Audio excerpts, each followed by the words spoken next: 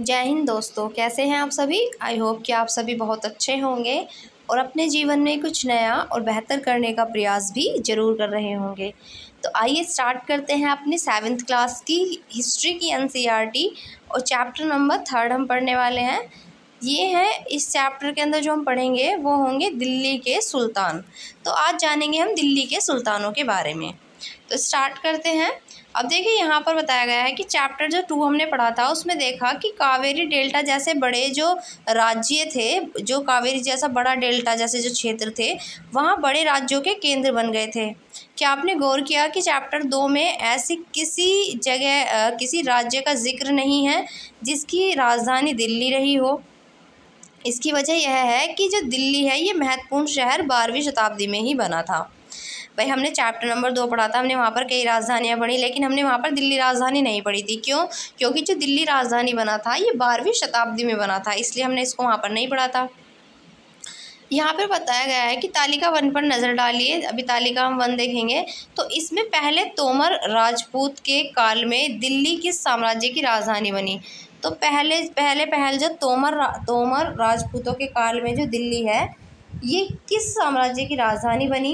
12वीं सदी के मध्य तोमरों को अजमेर के चौहानों, जिन्हें चाहमान के नाम से जाना जाता है, हमने पिछले चैप्टर में भी देखा था, उन्होंने पराजित किया। तो 12वीं सदी में जो तोमर थे, तोमरों को अजमेर के चौहानों ने क्या किया था, हरा दिया था। तोमरों और चौहानों के राज्यकाल में ही दिल्ली वाणिज्य का एक महत्वपूर्ण केंद्र बन गया था। इस शहर में बहुत सारे समृद्धिशाली जैन व्यापारी रहा करते थे जिन्होंने अनेक मंदिरों का निर्माण भी करवाया था। यहाँ देहलीवाल कहे जाने वाले सिक्के भी डाले जाते थे। तो यहाँ पर देहलीवाल कहे जाने वाले सिक्के भी डाले जाते थे जो कि काफ़ी प्रचलन में थे उस टाइम पर। 13वीं सदी के आरंभ की अगर बात की जाए तो दिल्ली की स्थापना हुई थी 13वीं सदी के आरंभ में, और इसके साथ दिल्ली एक ऐसी राजधानी में बदल गई जिसका नियंत्रण इस उपमहाद्वीप के एक बहुत बड़े क्षेत्र पर फैला था। तालिका 1 फिर से देखेंगे तो उन 5 वंशों को पहचानेंगे जिनसे मिलकर हम क्या बनाते हैं, पूरी दिल्ली सल्तनत पढ़ते हैं। हम इन 5 वंशों को मिलाकर ही दिल्ली सल्तनत कहा जाता है। तो जिस इलाके को आज हम दिल्ली के नाम से जानते हैं वो वहाँ पर इन सुल्तानों ने अनेक नगर बसाए हुए थे। मानचित्र 1 को देखकर दिल्ली, एकोना, सीरी और जहांपना को पहचानिए। तो देखिए यहाँ पर ये जो आपको मानचित्र दिखाया गया है यहाँ पर, तो यहाँ पर ये मानचित्र 13वीं-14वीं सदी में दिल्ली के जो सल्तनत के कुछ चुने हुए शहर हैं यहाँ पर वो दिखाए गए हैं। तो यहाँ पर आप देखेंगे तो ये फिरोजाबाद आपको दिखाई देगा, ठीक है। अगर आप इसको देखेंगे तो ये फिरोज शाह कोटला आपको दिखाई देगा। यहाँ पर हौज खास है, ये सीरी है, और यहाँ पर जहांपना, ये दिल्ली एकोना हो गया, यहाँ पर कुतुब मीनार हुआ, ये हौज सुल्तान हुआ यहाँ पर, और ये तुगलकाबाद और ये आदिलाबाद हुआ। तो ये सारे उस टाइम के ही दिल्ली के आसपास के रीजन हैं जिनको मिलाकर दिल्ली सल्तनत के अंदर शामिल किया जाता था। अगर आप देखेंगे यहाँ पर आगे, अब देखिए जो तालिका की बात की गई थी, जिस तालिका की, तो उस तालिका के शासकों के बारे में हम जानेंगे। तो यहाँ पर देखिए ये जो आपको दिखाए गए हैं दिल्ली के शासक, उनमें यहाँ पर ये दिखाया गया जो मकबरा है ये है इल्तुतमिश का मकबरा। इल्तुतमिश जिसको आप गुलाम वंश के अंदर देखेंगे तो वहाँ पर ये होगा इल्तुतमिश का मकबरा। तो यहाँ पर जो दिल्ली के शासकों में सबसे पहले आए थे वो था राजपूत वंश, और राजपूतों में जो सबसे पहले आए थे उनका नाम था तोमर। तो ये जो तोमर थे ये आरंभिक 12वीं शताब्दी के हैं जो कि 1165 से स्टार्ट होती है। फिर इसके बाद बात करेंगे इसमें हम अनंगपाल की, और ये जो अनंगपाल है तोमर वंश का एक राजा है जो कि 1130 से 1145 तक रहेगा। फिर इसके बाद चौहान आते हैं। चौहान 1165 से 1192 तक यहाँ पर रहते हैं। फिर चौहानों में एक महत्वपूर्ण सबसे ज़्यादा आप पढ़ेंगे पृथ्वीराज चौहान के बारे में। तो पृथ्वीराज चौहान का जो यहाँ पर टाइम पीरियड रहेगा वो होगा 1175 से लेकर 1192 ईस्वी तक हम पढ़ते हैं पृथ्वीराज चौहान के बारे में। फिर इसके बाद स्टार्टिंग होती है प्रारंभिक तुर्की शासकों की। तो प्रारंभिक तुर्की शासकों की, तो तुर्की जो शासक हैं वो यहाँ पर जो राज करेंगे वो 1206 से लेकर 1290 तक रहेंगे। यहाँ पर जो होगा सबसे पहले इन तुर्की शासकों में वो होगा कुतुबुद्दीन ऐबक, और इस कुतुबुद्दीन ऐबक का टाइम पीरियड केवल यहाँ पर होता है 4 साल के लिए, 1206 से 10 तक के लिए। फिर इसके बाद इसी का दामाद होगा इल्तुतमिश, जो इसका भी गुलाम होता है और इसके गुलाम के कारण इल्तुतमिश को गुलामों का गुलाम कहा जाता है। यह भी हम आगे पढ़ेंगे। और ये रहता है यहाँ पर 1210 से 1236 तक, तो ये लगभग यहाँ पर 26 साल का टाइम ये व्यतीत करता है। फिर इल्तुतमिश के बाद इसकी बेटी होती है रजिया सुल्तान, जो कि इसके बाद कार्यभार संभालती है और ये 1236 से 1240 केवल 4 साल के लिए ही यहाँ पर ही सुल्तान बनती है। फिर इसके बाद आता है गयासुद्दीन बलबन, लौह और रक्त की नीति को अपनाने वाला बलबन। इसको आप देखेंगे 1266 से 1287 तक। फिर यहाँ पर बलबन दिल्ली सल्तनत पर राज करता है। फिर इसके बाद हम आगे बात करेंगे तो यहाँ पर शुरू होता है, इसके बाद आता है तो ये जो वंश था हमारा प्रारंभिक तुर्की वंश के जो शासक थे, इसे हम गुलाम वंश के रूप में जानते हैं। और इसके बाद जो हमारा आता है नेक्स्ट, फिर हमारा आएगा खिलजी वंश। खिलजी वंश की जो शुरुआत है ये होती है 1290 से और इसका जो अंत होता है वो 1320 में होता है। तो खिलजी वंश में हम दो महत्वपूर्ण शासक पढ़ते हैं, एक तो जलालुद्दीन खिलजी और दूसरा अलाउद्दीन खिलजी। जलालुद्दीन खिलजी ये 1290 से 1296 तक 6 साल और अलाउद्दीन खिलजी 1296 से 1316 तक रहेगा यहाँ पर। फिर खिलजी वंश के बाद अगला वंश आता है हमारा तुगलक वंश। तुगलक वंश 1320 से लेकर 1414 तक चलेगा और तुगलक वंश में हम 3 महत्वपूर्ण जो शासक सुल्तान होंगे उन्हें पढ़ेंगे। सबसे पहले इसमें आता है गयासुद्दीन तुगलक, जो कि 1320 से लेकर 1324 तक होंगे जिनका टाइम पीरियड। फिर इसके बाद आता है मोहम्मद तुगलक, जो कि 1324 से लेकर 1351 तक होंगे। और इसके बाद आता है फिर फिरोज शाह तुगलक की बारी, और फिरोज शाह तुगलक 1391 से लेकर 1388 ईस्वी तक दिल्ली के सुल्तान रहते हैं। यहाँ पर आपको जो दिखाया गया है ये है अलाई दरवाज़ा, यहाँ पर आपको दिखाया गया है। और फिर जब तुगलक वंश समाप्त हो जाता है, इस तुगलक वंश के बाद बारी आती है सैयद वंश की। सैयद वंश जो कि 1414 से स्टार्ट होता है और 1451 तक चलता है। इसमें जो महत्वपूर्ण शासक हम देखेंगे वो होगा खिज़र खां। और ये जो खिज़र खां है ये 1414 से 1421 तक यहाँ पर दिल्ली सल्तनत पर राज करेगा। फिर दिल्ली सल्तनत में सैयद वंश के बाद बारी आती है लोधी वंश की। और लोधी वंश की यहाँ पर बात की जाए तो यहाँ पर 1451 से लेकर 1526 तक इसका टाइम पीरियड होगा। और इसमें हम महत्वपूर्ण शासक देखेंगे बहलोल लोधी। और बहलोल लोधी के बाद हम इसके भाई इब्राहिम लोधी के बारे में भी जानेंगे।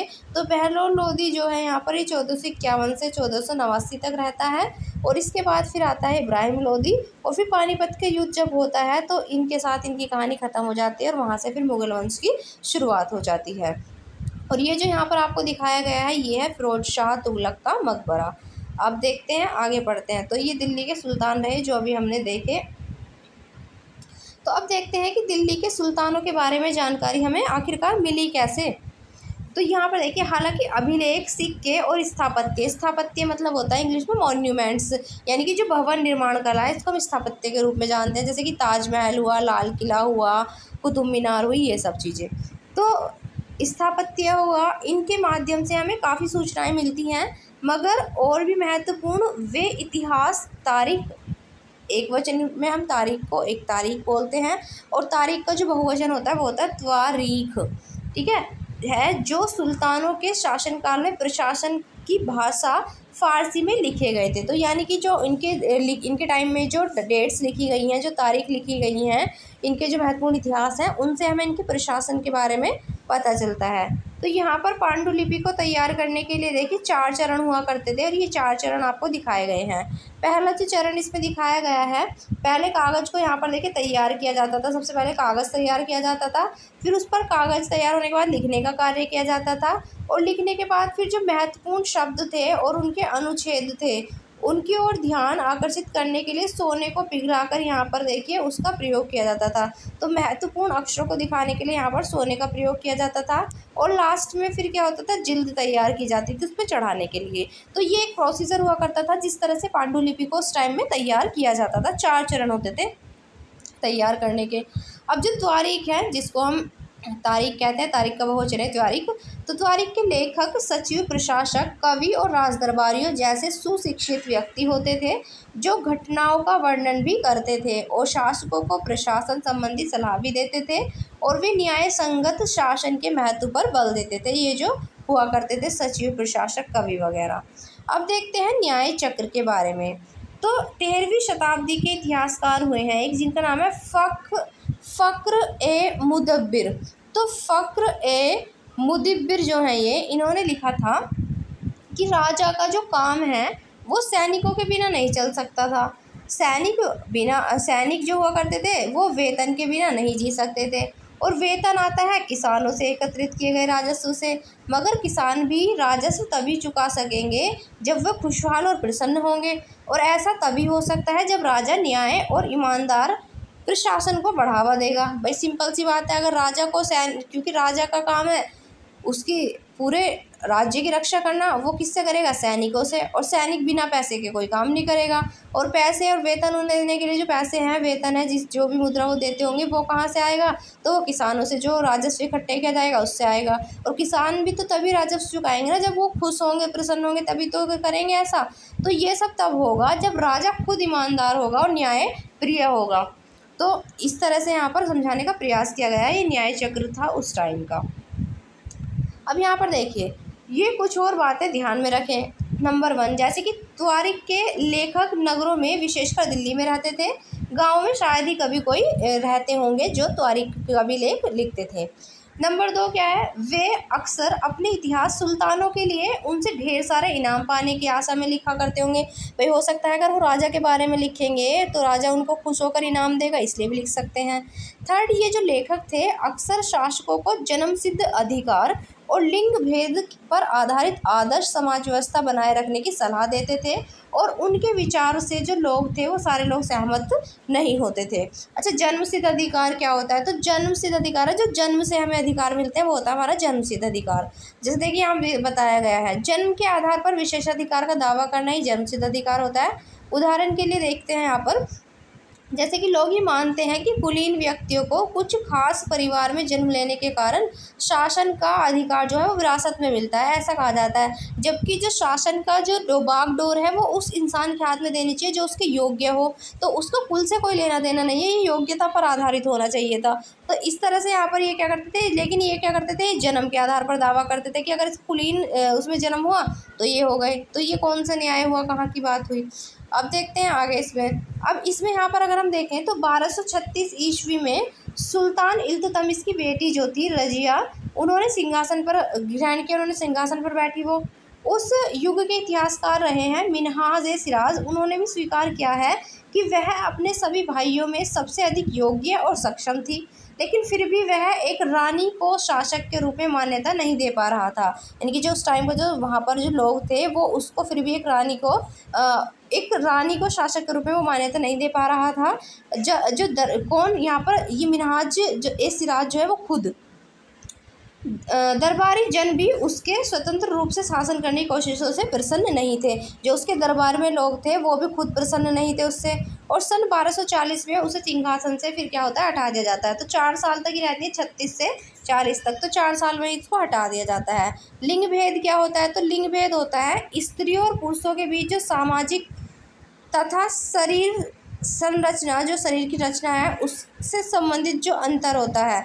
आमतौर पर यह तर्क दिया जाता है कि ऐसे अंतर के कारण पुरुष जो हैं वो स्त्रियों की तुलना में श्रेष्ठ होते हैं। जैसे कि आपने सुना होगा, आपके घर में भी कहते हैं कि लड़के हो तुम तो लड़के रोते नहीं हैं, लड़के तुम मत रो, कि ये काम तो लड़कियों का है। क्या ऐसा कभी हो सकता है कि लड़के नहीं रोते या लड़कियां ही रोती हैं?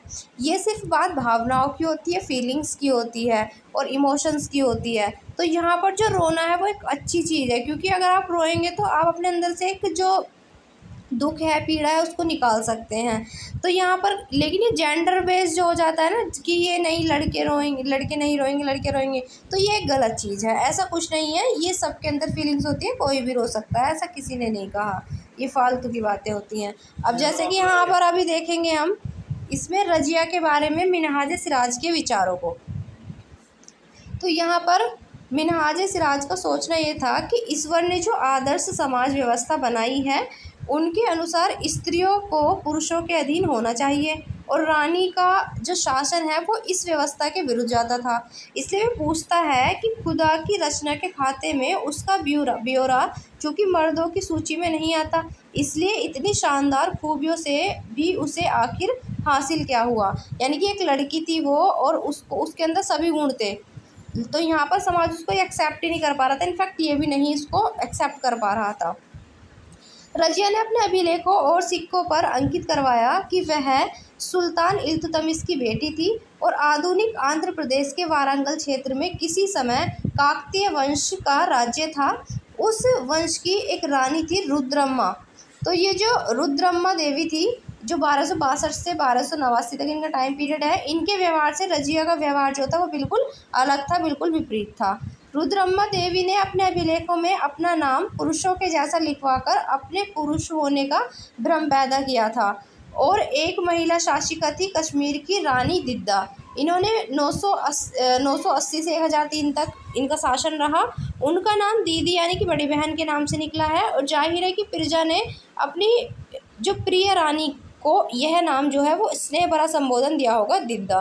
तो यहाँ पर महिला शासिकाएं भी रही हैं जिनका नाम अभी आपने देखा, जैसे कि महारानी दिद्दा हो गई हैं इन्हीं में, जिनको दीदी के नाम से बुलाया जाता था लेकिन फिर उनको दिद्दा कहा जाने लगा होगा प्यार से। एक काकतीय वंश की रुद्रम्मा देवी हुई हैं। तो इनका व्यवहार जो था वो बिल्कुल इनसे रजिया सुल्तान से अलग था।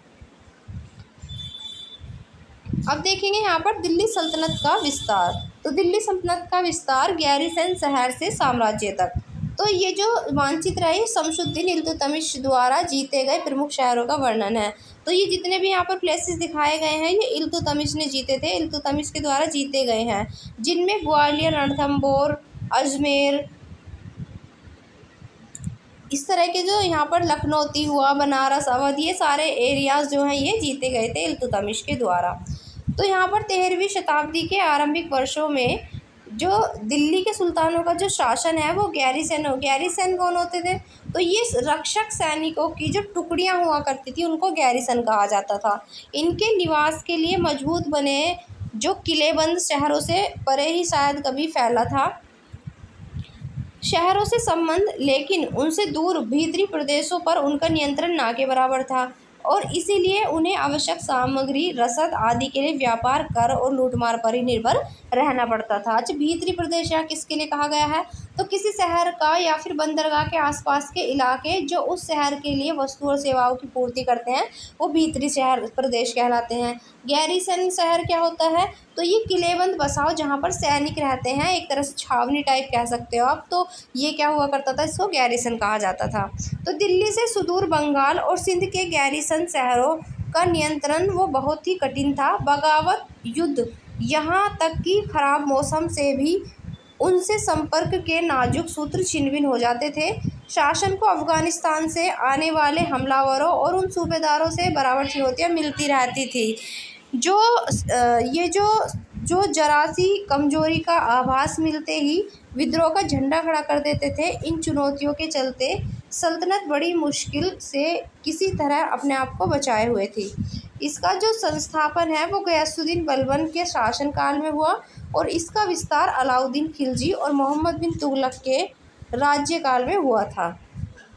सल्तनत की भीतरी जो सीमाएं थी उनमें जो अभियान चले थे उनका लक्ष्य था गैरीसन शहरों की पृष्ठभूमि में स्थित जो भीतरी क्षेत्रों की स्थिति थी उनको मजबूत करना था। और इन अभियानों के दौरान जो गंगा यमुना के दोआब से जंगलों को साफ कर दिया गया और शिकारी संग्राहकों तथा चरवाहों को उनके पर्यावास से क्या कर दिया गया था, खदेड़ दिया गया। और इसी के साथ साथ जमीन किसानों को दे दी गई और कृषि कार्य को प्रोत्साहन दिया गया। व्यापार मार्गों की सुरक्षा और क्षेत्रीय व्यापार की उन्नति की खातिर जो यहाँ पर नए किले, गैरीसन शहर और बसाए गए। तो इस तरह से इनको बनाया बसाया गया। दूसरा विस्तार सल्तनत की बाहरी सीमा पर हुआ। अलाउद्दीन खिलजी के शासनकाल में दक्षिण भारत को लक्ष्य करके सैनिक अभियान शुरू हुए, जैसे कि मानचित्र 3 में आप देख सकते हैं। तो ये अभियान जो है ये मोहम्मद बिन तुगलक के समय में अपनी चरम सीमा पर पहुंच गए थे। इन अभियानों में जो सल्तनत की सेनाओं ने हाथी, घोड़ों, गुलाम, मूल्यवान धातुओं जो हुआ करती थी इन सबको अपने कब्जे में ले लिया था। इसी से अगर आगे देखें हम तो यहाँ पर जो दिल्ली सल्तनत थी उसकी सेनाओं की शुरुआत अपेक्षाकृत कमज़ोर थी, मगर 150 वर्ष बाद मोहम्मद बिन तुगलक के राज्यकाल के अंत तक इस उपमहाद्वीप का एक विशाल क्षेत्र इस युद्ध अभियान के अंतर्गत आ चुका था। इसने शत्रुओं की सेनाओं को परास्त किया और शहरों पर कब्जा किया। इसके सूबेदार और प्रशासक जो थे वो मुकदमों में फैसले सुनाते थे और साथ ही साथ किसानों से कर भी वसूलते थे। लेकिन इतने विशाल क्षेत्र पर नियंत्रण वो किस सीमा तक और कितना प्रभावी था, ये एक सोचने वाली बात है। यहाँ पर देखिए जो मानचित्र आपको दिखाया गया है, ये अलाउद्दीन खिलजी का दक्षिण भारत का अभियान है कि उसने दक्षिण भारत में कौन कौन से अभियान भेजे। तो ये इसके सारे सैनिक अभियान थे जो कि इसने दिल्ली से ही किए थे। गुजरात का अभियान, चित्तौड़ का, रणथंभौर का, मांडू का अभियान, इसी के साथ इसने देवगिरी का अभियान किया। इसी के साथ यहाँ पर होयसल वंश का अगर आप देखेंगे, और यहाँ पर वारंगल का अभियान, तंजावुर का अभियान, मदुरै का अभियान। तो ये सारे अभियान किए गए थे अलाउद्दीन खिलजी के दक्षिण भारत के ये अभियान थे जो कि किए गए थे इसी के मलिक काफूर के द्वारा, जो इसका एक गुलाम था। अब अगर आप ये चित्र यहाँ पर देखेंगे तो यहाँ पर 12वीं सदी के दशक में, जो 12वीं सदी का आखिरी दशक था, उसमें बनी हुई ये कुव्वतुल इस्लाम मस्जिद यहाँ पर दिखाई गई है और उसकी मीनारें हैं। यहाँ जामा मस्जिद दिल्ली के सुल्तानों द्वारा बनाए गए सबसे पहले शहरों में से स्थित है। इतिहास में इस शहर को दिल्ली एक पुराना शहर के कहा गया है और इस मस्जिद का जो इल्तुतमिश और अलाउद्दीन खिलजी ने इसका विस्तार किया। मीनार जो है ये 3 सुल्तानों कुतुबुद्दीन ऐबक, इल्तुतमिश और फिरोज शाह तुगलक के द्वारा बनाई गई थी।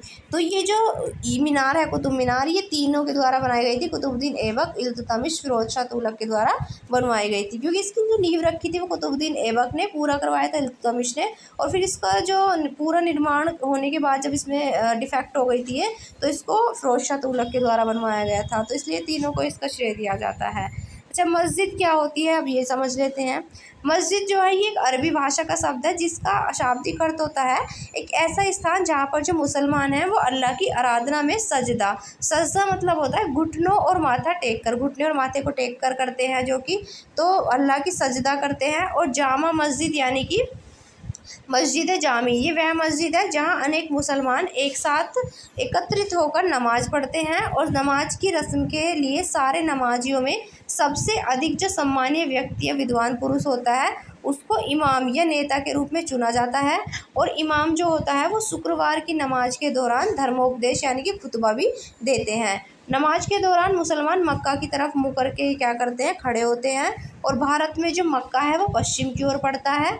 मक्का की ओर की दिशा को किबला कहा जाता है। जो मक्का की ओर की दिशा है उसको क्या कहते हैं, किबला, और वो भारत में पश्चिम की साइड पड़ती है। अच्छा, ये जो अब आपको नीचे चित्र दिखाया गया है, चित्र नंबर 3 दिखाया गया है यहाँ पर, ये बेगमपुरी मस्जिद है और यह है मोहम्मद बिन तुगलक के राज्यकाल में दिल्ली में उसकी राजधानी जहाँपना, जो कि विश्व की शरण स्थली कही जाती है, इसकी मुख्य मस्जिद के तौर पर बनाई गई थी। तो यह है जहाँपनी मस्जिद, जहाँपना मस्जिद। चलिए अब देखिए यहाँ पर जो दिखाई गई है आपको, ये है यहाँ पर चित्र नंबर 4, ये है मोठ की मस्जिद। ये सिकंदर लोदी के शासनकाल में उसके द्वारा उसके मंत्री के द्वारा बनवाई गई थी। मोठ की मस्जिद सिकंदर लोदी के टाइम पीरियड में दिल्ली के सुल्तानों ने सारे उपमहाद्वीप के अनेक शहरों में मस्जिद बनवाई थी और इससे उनके मुसलमान और इस्लाम के रक्षक होने के दावे को भी बल मिलता था। समान आचार संहिता और आस्था का पालन करने वाले श्रद्धालुओं के लिए परस्पर एक समुदाय से जुड़े होने का बोध उत्पन्न करने में भी ये मस्जिदें सहायक होती थी। क्योंकि उन्हें ऐसा लगता था कि भाई सभी मुसलमान हैं तो यहाँ पे आके प्रेयर करेंगे, यहाँ पर आकर सज्जा मतलब यहाँ पर आकर नमाज़ पढ़ेंगे, तो उनको क्या होता था, एक समुदाय से जुड़े होने का जो बोध है वो उत्पन्न होता था इन मस्जिदों में आने से। एक समुदाय का अंग होने के बोध को प्रबल करना जरूरी था क्योंकि मुसलमान अनेक भिन्न भिन्न प्रकार की पृष्ठभूमियों से आते थे, मतलब अलग अलग पृष्ठभूमियों से लोग आते थे। तो यहाँ पर ये जो आपको दिखाई गई है मस्जिद, ये है जमाली कमाली मस्जिद। तो ये जमाली कमाली मस्जिद 1520 के दशक के आखिरी दिनों में इसका निर्माण किया गया था, जमाली कमाली मस्जिद का। अब पढ़ते हैं खिलजी और तुगलक वंश के अंतर्गत जो प्रशासन था, एक नज़दीक से एक नज़र इस पर डालते हैं। तो दिल्ली सल्तनत जैसे विशाल साम्राज्य के समेकन के लिए विश्वसनीय सूबेदारों तथा प्रशासकों की ज़रूरत थी। दिल्ली के आरंभिक सुल्तान विशेषकर इल्तुतमिश सामंतों और जमींदारों के स्थान पर अपने विशेष गुलाम सूबेदारों को नियुक्त करना अधिक पसंद करते थे और इन गुलामों को फ़ारसी में कहा जाता था बंदगा। तो ये अपने गुलामों को ही नियुक्त करना यहाँ पर ज़्यादा पसंद करते थे और इनके जो गुलाम हुआ करते थे इनको कहा जाता था बंदगा तथा इन्हें सैनिक सेवा के लिए ख़रीदा जाता था। तो ये जो बंदगा या गुलाम हुआ करते थे इनको सैनिक सेवा के लिए ख़रीदा जाता था और उन्हें राज्य के कुछ बहुत ही महत्वपूर्ण राजनीतिक पदों पर काम करने के लिए बड़ी सावधानी से प्रशिक्षित भी किया जाता था। यानी कि जो गुलाम थे इनको फिर बड़े बड़े पदों पर बिठाने के लिए भी इनको सावधानी से इनको ट्रेनिंग दी जाती थी। वे चूँकि पूरी तरह अपने मालिक पर निर्भर होते थे इसलिए सुल्तान भी उन पर विश्वास करके उन पर निर्भर हो सकते थे, क्योंकि भाई गुलाम है वो पूरी तरह से अपने मालिक पर निर्भर है, इसलिए सुल्तान भी क्या करते थे उन पर पूरी तरह से निर्भर हो जाते थे। अब देखते हैं बेटों से बढ़कर यहाँ पर गुलाम। तो यहाँ पर बेटों से बढ़कर इसमें क्या हो गए, गुलाम हो गए। तो सुल्तानों को सलाह दी जाती थी कि जिस गुलाम को हमने पाला पोसा और आगे बढ़ाया है उसे उसकी जो देखभाल है वो हमें करनी चाहिए, क्योंकि जो तकदीर अच्छी हो तभी पूरी ज़िंदगी में कभी कभी ही योग्य और अनुभवी गुलाम मिलता है। बुद्धिमानों का ये कहना है कि योग्य और अनुभवी जो गुलाम है वो बेटों से भी बढ़कर होता है, ऐसा कहा गया है गुलामों के बारे में। तो यहाँ पर गुलामों को मानने का कोई और कारण भी समझ आता है, तो हो सकता है और कोई भी कारण हो, क्योंकि भाई अगर किसी सुल्तान के बेटी है तो अगर किसी की बेटी को गुलाम से प्यार हो जाता था तो उस एवज में भी राजा क्या करता था, उसको उच्च पदाधिकारी बना लेता था या फिर अपना भैया पूरा उसको ही सारा सौंप देते था, अपना राजकाज भी सौंप देता था, उसको ही शासक बना देता था। तो ये रीज़न भी हो सकते हैं, और भी रीज़न आप सोच सकते हैं। अच्छा, आश्रित क्या होता है, तो जो व्यक्ति किसी अन्य व्यक्ति के संरक्षण में रहता है उस पर निर्भर रहता है तो उसे आश्रित कहते हैं। खिलजी तथा तुगलक शासक जो थे ये बंदगा का इस्तेमाल करते रहे और साथ ही अपने पर आश्रित यानी जो उन पर निर्भर निम्न वर्ग के लोगों को भी ऊंचे राजनीतिक पदों पर बैठाते रहे और ऐसे लोगों को सेनापति सूबेदार जैसे पद दिए जाते थे। लेकिन इससे राजनीतिक जो अस्थिरता थी वो भी पैदा होने लगी थी। गुलाम और आश्रित अपने मालिकों और संरक्षकों के प्रति वफादार तो रहते थे, मगर उनके जो उत्तराधिकारी थे उनके प्रति वो वफादार नहीं रहा करते थे। नए सुल्तानों के अपने नौकर होते थे। फलस्वरूप किसी नए शासक के सिंहासन पर बैठते ही प्राय जो नए और पुराने सरदारों के बीच क्या होती थी, टकराहट शुरू हो जाती थी। सुल्तानों द्वारा निचले तबके के लोगों को संरक्षण दिए जाने के कारण उच्च वर्ग के कई लोगों को गहरा धक्का भी लगता था और फारसी तारीख के लेखकों ने निचले खानदान के लोगों को ऊंचों पदों पर बैठाने के लिए दिल्ली के सुल्तानों की आलोचना भी की है कि दिल्ली के सुल्तान नीचे वर्ग के लोग कहे जाते थे उनको ऊंचे ऊंचे पदों पर बैठाते थे, इसलिए उनकी आलोचना भी करते हैं। ये मोहम्मद जो तुगलक थे, सुल्तान मोहम्मद तुगलक के अधिकारी जन क्या कहते हैं देख लेते हैं। तो सुल्तान मोहम्मद तुगलक के अजीज़ खुमार नामक कलाल होता है शराब बनाने और बेचने वाला, फिरोज़ हज़ाम नाई, मनका तब्बाक नामक बावर्ची और लड्डा तथा पीरा नामक जो मालियों को ऊंचे प्रशासनिक पदों पर बिठाया था। 14वीं शताब्दी के मध्य के इतिहासकार जियाउद्दीन बर्नी ने इन नियुक्तियों का उल्लेख सुल्तान के राजनीतिक विवेक के नाश और शासन करने की अक्षमताओं के उदाहरण के रूप में किया है। तो ऐसा भी किया जाता था। अब देखते हैं पहले वाले जो सुल्तान थे उनके बारे में।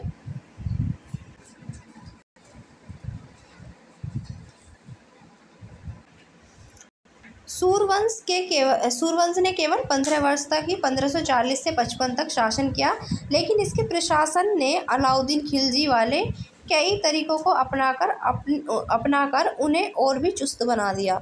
महान सम्राट अकबर 1556 से 1605 ने जब मुग़ल साम्राज्य को समेकित किया था तो उन्होंने अपने प्रतिमान के रूप में शेरशाह की प्रशासन व्यवस्था को ही अपनाया था। तो मुग़ल सम्राट ने जब इसको समेकित किया तो उन्होंने शेरशाह की जो प्रशासन व्यवस्था था उन्हीं को इन्होंने अपनाया था। अब देखते हैं 3 श्रेणियां ईश्वरीय, शांति, नाइट और धर्मयुद्ध के बारे में। ये अलग है, इन चैप्टर से रिलेटेड नहीं है।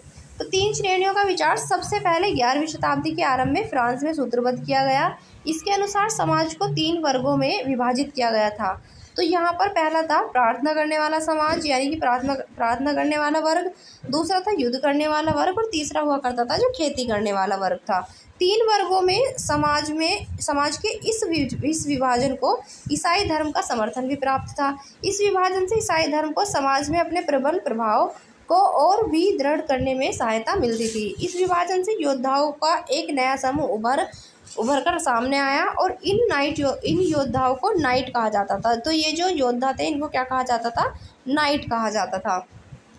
ईसाई धर्म एक समूह को संरक्षण देता था और अपनी ईश्वरीय शांति की अवधारणा के प्रसार में इनका उपयोग करता था। नाइटों से उपाधि की अपेक्षा की जाती थी कि वे धर्म और ईश्वर की सेवा में समर्पित योद्धा रहें।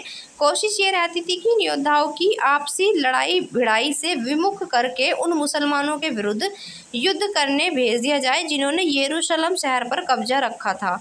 और इस प्रयत्न के परिणाम स्वरूप सैनिक अभियानों की श्रृंखला चली जिसे क्रूसेड यानी कि धर्मयुद्ध कहा गया है। ईश्वर तथा धर्म की सेवा में किए गए इन अभियानों ने नाइटों की हैसियत जो है वो पूरी तरह से बदल डाली। पहले इन नाइटों की जो गिनती है वो कुलीनों में नहीं होती थी, मगर फ्रांस में 11वीं सदी के अंत तक और जर्मनी में उससे 1 सदी बाद इन योद्धाओं के दीनहीन अतीत को भुला दिया गया और 12वीं सदी तक तो कुलीन वर्ग के लोगों को नाइट कहलाना चाहने लगे थे ये लोग भी। ठीक है, चलिए तो इस चैप्टर में हम इतना ही पढ़ेंगे। बाकी अगर आपको इसमें कुछ भी दिक्कत है, इस चैप्टर में कुछ समझ नहीं आया है तो आप पूछ सकते हैं।